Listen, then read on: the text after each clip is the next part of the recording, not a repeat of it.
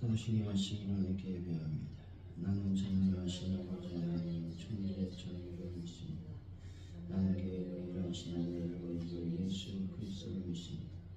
그는 성령을 대하여 동정령 아래 유선하시고 그위에 흘려되기에 고난을 받아 십자가에 못 박혀 죽으시고 장세된 지 4일 만에 죽은 자 가운데서 다시 살아나셨으니 하늘에 오르시어 전능하신 아버지 하나님 우편에 앉아 계시고 그로부터 살아있다 죽은 자를 심판하러 오신다. 나는 성령을 믿으며 거룩한 공교회와 성도의 교제와 죄를 용서하는 것과 몸의 부활과 영생을 믿습니다. 아멘.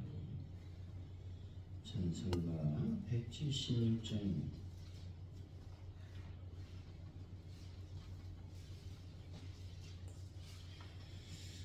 176장 전문입니다.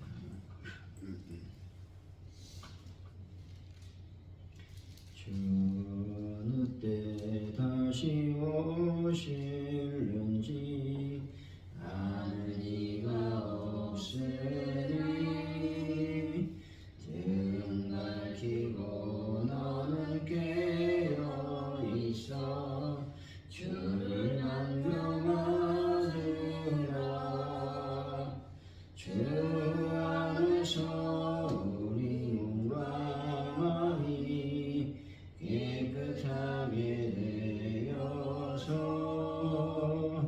주 예수님 다시 오실 때에 모두 기쁨으로 맞으라. 주 오늘에 다시 오신다면 부끄러움 없을까. 잘하였다 주님 칭찬하며 우리 맞아주실까. 주 안에서 우리 몸과 마음이 깨끗하게 되어서 주 예수님 다시 오실 때에 모두 기쁨으로 맞으라. 주 예수님 맡겨주신 일에 모두 충성 다했나. 내 맘속에 확신 넘칠 때에 영원하시 없겠네. 주 안에서 우리 몸과 마음이 깨끗하게 되어서 주 예수님 다시 오실 때에 모두 기쁨으로 맞으라. 주 예수님 언제 오실는지 한밤에나 낮에나 늦게여서 주님 맞을 성도 주의 영광 보겠네. 주 안에서 우리 몸과 마음이 깨끗하게 되어서 주 예수님 다시 오실 때에 모두 기쁨으로 맞으라.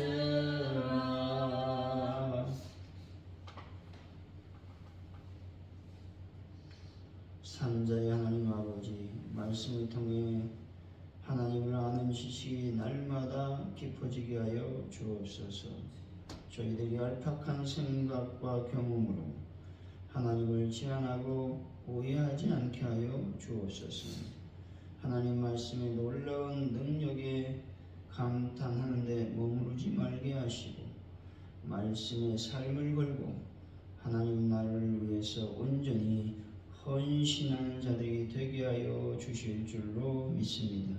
하나님, 오늘 하루를 주님이 허락하셨사오니 분초마다 시간마다 주님을 생각하고 또 십자가의 고난을 깊이 묵상하는 저희들의 삶이 되게 하여 주실 줄로 믿습니다. 또 삶과 신앙의 일치 하나됨을 경험하는 은혜를 저희들에게 오늘 허락하여 주실 줄로 믿습니다. 대한민국의 모든 부분을 어루만지시고 또 긍휼히 여기시며 불쌍히 여겨주시기를 원합니다. 위정자들이 하나님의 뜻을 따라 움직이게 하여 주시고 백성을 위한 정치를 할 수 있도록 주여 긍휼히 여겨 주옵소서. 이란의 모든 전쟁은 종식되고 또 세계 모든 전쟁들은 다 끝나고 분쟁은 일어나지 않도록 허락하셔서 하나님의 평화가 이 땅 위에 충만히 임하게 하여 주옵소서. 아주 오늘께 놀라운 부흥을 더하여 주실 줄로 믿습니다. 나사렛 예수 이름으로 명령하노니 하나님의 교회 파주 온누리교회 출석 매주의 출석인원이 20명이 넘는 역사가 일어날지어다.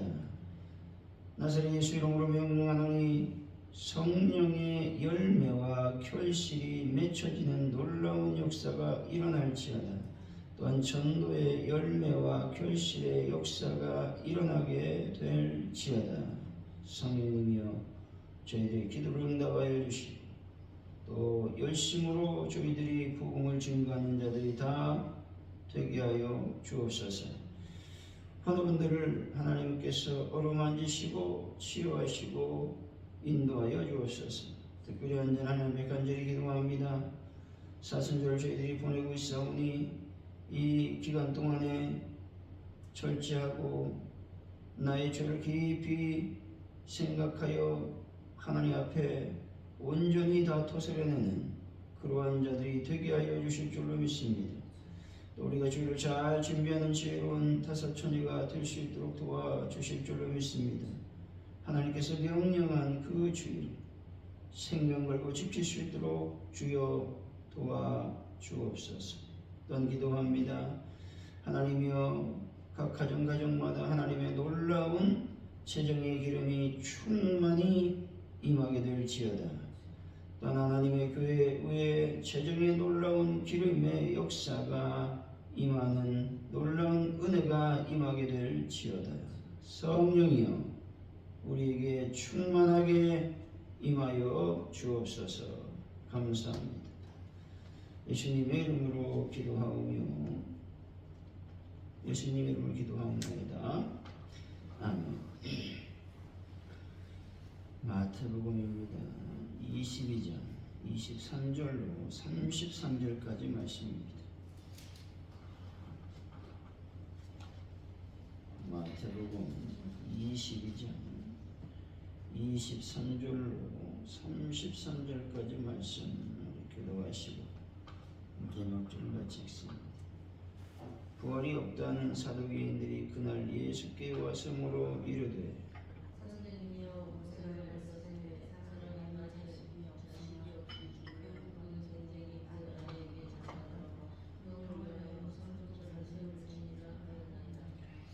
우리 중에 칠형제가 있었는데 마지가 장가 들었다가 죽어 상속자가 없으므로 그 아내를 그 동생에게 물려주고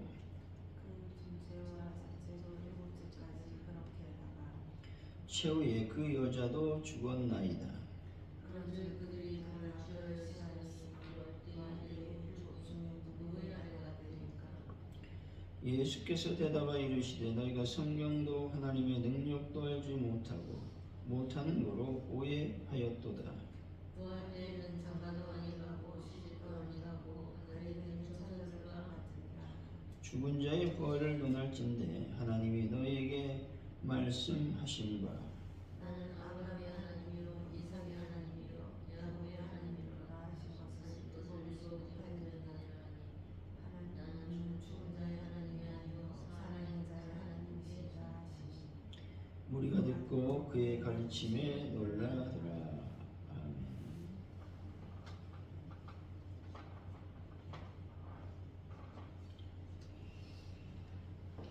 오늘의 말씀은 상속자 없이 죽은 맏아들 대신에 동생이 형수에게 장가 들었는데 그도 자식 없이 죽고 이 일이 6 동생에게 차례로 일어날 경우 부활 때 형수는 누구의 아내이겠는지 사두개인들이 예수님께 묻고 있는 것이죠. 예수님은 부활한 자들은 서로 혼인함이었고 하나님은 살아있는 자의 하나님이시라고 가르치고 계신 것입니다. 23절이죠. 시작. 부활이 없다 하는 사두개인들이 그날 예수께 와서 물었는데 사두개인들은 귀족적인 제사장 가운데 속한 자들로 성전의 소득으로 생활했다는 것이죠. 이들은 부활이 없다고 주장했습니다. 사두개라는 명칭은 솔로몬 시대에 대제사장이던 사독의 이름에서 유래된 것으로 추정해 볼 수가 있습니다. 사두개인들의 특징은 유전을 거부했고 부활과 영혼 불별 및 영적 세계를 부인했다는 것이죠. 그들의 최대 관심사는 지금 여기뿐이었습니다. 그래서 그들은 바리새인들에 비해 현실주의적이었고 물질주의적이었다는 것입니다. 그리고 그들이 인정하고 받아들인 것은 오직 성문화된 율법으로서 모세 오경뿐이었다는 것이죠. 그들은 모세 오경에만 최고의 권위를 부여했다는 것이죠. 우리가 이들을 통해서 지식층이 오류에 빠지기 쉬운 점은 모든 것을 합리적인 방법으로 증명을 요구한다는 것이죠. 무엇이든지 눈으로 보거나 이성적으로 설명이 가능하다고 검증할 수 있어야 믿는 그런 부류가 이쪽의 부류들이었다라고 하는 것입니다. 24절이죠. 시작.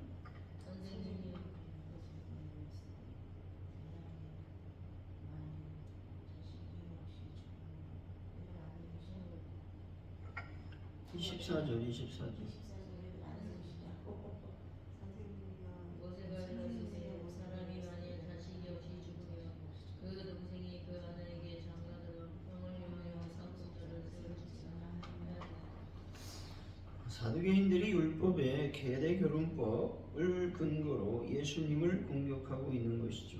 다시 말해 이러한 모세의 율법의 명령을 중시하고 계대 결혼 제도가 부활이 없음을 증명하는 것이라고 보았습니다.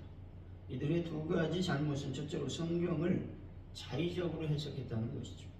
또 하나는 그들이 성경 전체를 하나님의 감동으로 기록된 하나님의 말씀으로 인정하지 않고 일부 곧 모세 오경만을 하나님의 말씀으로 인정했다는 것입니다.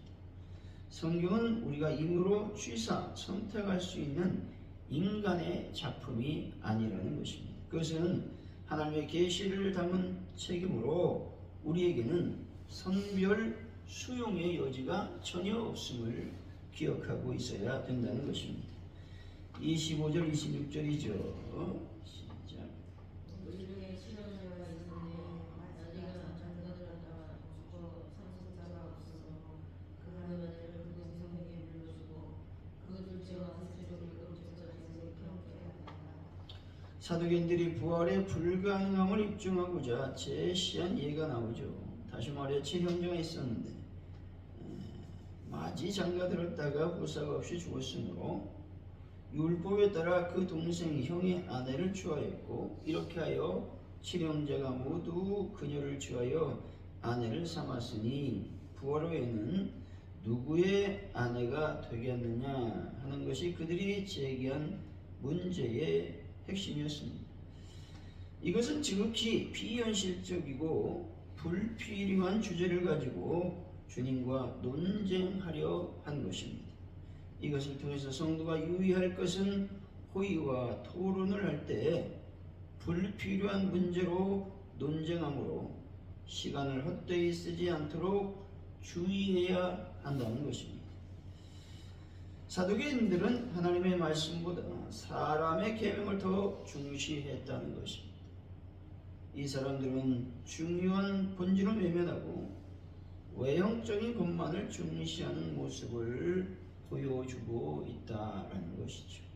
27절이죠. 시작. 사두개인들은 계대결혼에 의해 7 형제 모두의 아내가 되었던 여인도 결국 죽었다고 설명하죠. 사두개인들이 지어낸 이야기지만 여기서 알 수 있는 것은 누구나 인간은 죽음에 이르게 된다는 사실입니다. 우리 모두는 지금 죽음이라는 인생의 종착역을 향해 고속으로 질주하는 열차와 같은 존재라는 사실을 잊지 말아야 하는 것입니다. 따라서 우리는 불필요하게 시간을 낭비하지 않도록 항상 조심 경계해야 된다는 것입니다. 정욕을 위해서 육체의 일을 도모한다든지 세상의 보물을 쌓고자 시간을 허비하지 말아야 한다는 것입니다. 왜냐하면 이런 자들은 정작 가장 중요한 일을 하고자 할 때에 쓸 수 있는 자원이 없기 때문에 그렇다라고 하는 것이죠. 우리는 어찌됐든 예수 믿는 사람으로서 영적인 자들입니다. 그러면 가장 중요한 영적인 일에 많은 시간을 할애해야 된다는 것들을 말씀하고 있다는 것이죠. 28절에서 29절이죠. 시작. 그런데 그들이 다 발을 취하였으니 부활 뒤에 7 중에 누구의 아내가 함께니까.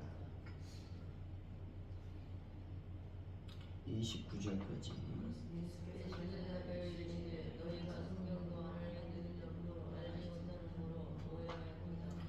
이 여인은 부활 때에 누구의 아내가 되겠느냐고 질문하고 있죠. 이때 예수님께서 성경과 하나님의 능력에 대한 오해에서 비롯된 것임을 지적하고 있는 것입니다. 사두개인들은 바리새인들과 함께 유대교의 한 분파를 형성하고 백성을 가르치고 있었습니다. 하지만 성경도 하나님의 능력도 제대로 알지 못하는 상태였다는 것이죠.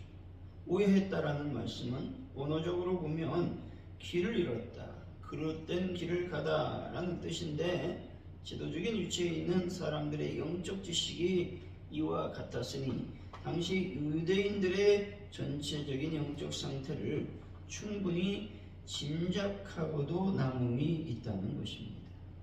신앙이나 신학적으로 편견을 가진 사람들은 이처럼 하나님의 능력이라든지 성경에 대해서 오해하게 마련이라는 것이죠. 우리가 누구에게 신앙적 영향을 받았는지 그의 것이 절대적이고 또 고집해서는 안 된다라고 하는 것이죠. 누가 무엇을 말하든 성경에 근거한 것이 아니라고 한다면 더 이상 그의 말을 귀담아 들을 필요가 없다라는 것을 얘기하고 있는 것이죠. 30절입니다. 시작.